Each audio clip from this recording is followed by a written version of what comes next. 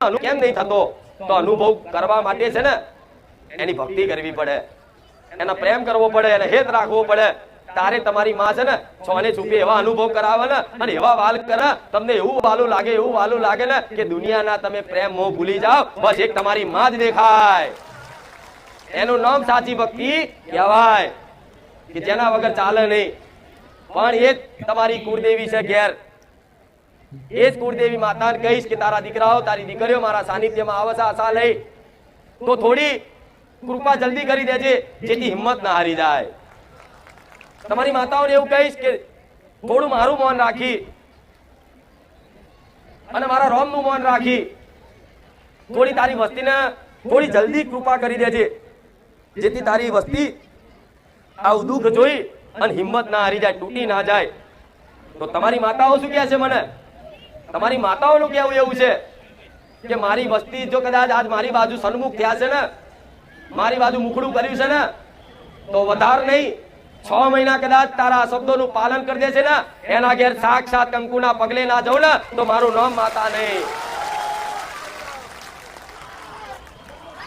રામ સાક્ષાત કંકુના પગલે જાઉં, સાક્ષાત સપનામાં કદાચ ચામુંડનું રૂપ લઈને જાઉં, હરસિદ્ધિનું રૂપ લઈને જાઉં, શક્તિનું રૂપ લઈને જાઉં, જેની જેવી કુળદેવી છે એનો વાલ ચાલુ કરી દેશે ને તો છે ને બુખાર વેલડીનો પ્રેમ ભૂલી જશો.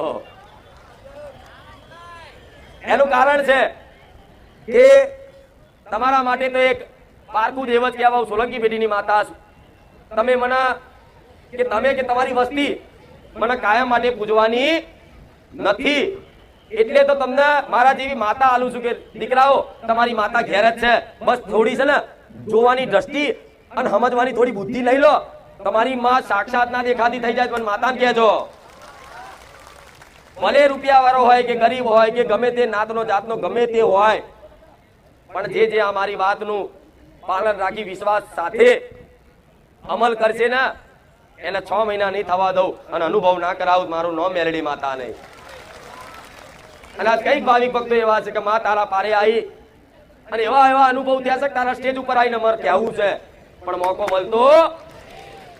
કઈ દીકરીઓને એવા અનુભવ છે કે મારી તારે પરચાની વાત ના થાય, સ્ટેજ ઉપર આવીને અમારે માઇકમાં કહેવું છે પણ માં એવો મોકો મળતો તો ભલે અહીં કહેવાનો મોકો ના મળે પણ જે હરખના ભાવથી કદાચ તમે રાજી થાવશો ને તો સમજી લો હું માતા તમારા એક મારા વખાણ કરેલા, મારા ગુણગાન ગાયેલા, મને યાદ કરેલું હું એક સેકન્ડ પલવારમાં દરેકનું ધ્યાન રાખું છું.